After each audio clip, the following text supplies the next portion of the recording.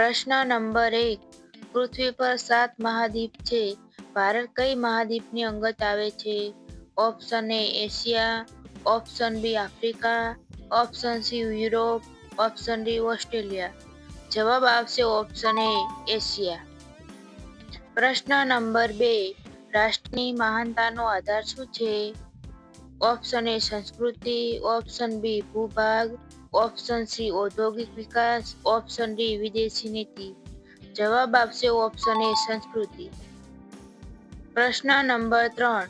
1857ની પ્રથમ આઝાદી કયા શહેરોમાંથી શરૂ થઈ? Option A Moradabad, option B Meerut, option C Delhi, option D Hyderabad. જવાબ આવશે ઓપ્શન બી મેરઠ. પ્રશ્ન નંબર 4. ગુજરાતી સાહિત્યમાં રાવણ હંસ કયો રાજા છે? Option A Chanakya, option B Rana Ratnasingh, option C Ashok, option D Budh. જવાબ આપશે ઓપ્શન બી રાણા રત્નસિંહ. પ્રશ્ન નંબર 5. બીજું વિશ્વયુદ્ધ કોણે જીત્યું હતું?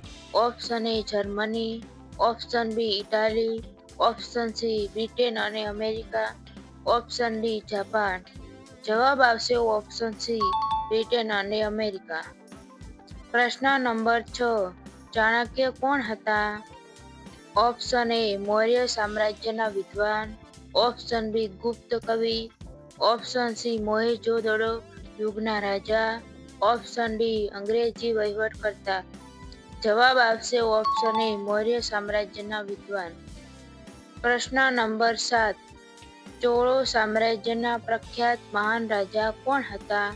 Option A Ramanuj, option B Rajendra Chola, option C Ashok, option D Harshavardhan. જવાબ આવશે ઓપ્શન બી રાજેન્દ્ર ચોળ. પ્રશ્ન નંબર 8. ભારતના કયા રાજ્યને સોનાનું રાજ્ય કહેવામાં આવે છે? Option A Rajasthan, option B Karnataka, option C Paschim Bengal, option D Gujarat. જવાબ આવશે ઓપ્શન બી કર્ણાટક. પ્રશ્ન નંબર 9. મૌર્ય સામ્રાજ્ય કયા નદીની ખેતી માટે પ્રખ્યાત હતું? Option A Yamuna, option B Ganga, option C Brahmaputra, option D Godavari. જવાબ આવશે ઓપ્શન બી ગંગા. પ્રશ્ન નંબર 10. ભારતીય સ્વતંત્રતા સંગ્રામનું પ્રથમ ધ્યેય શું હતું?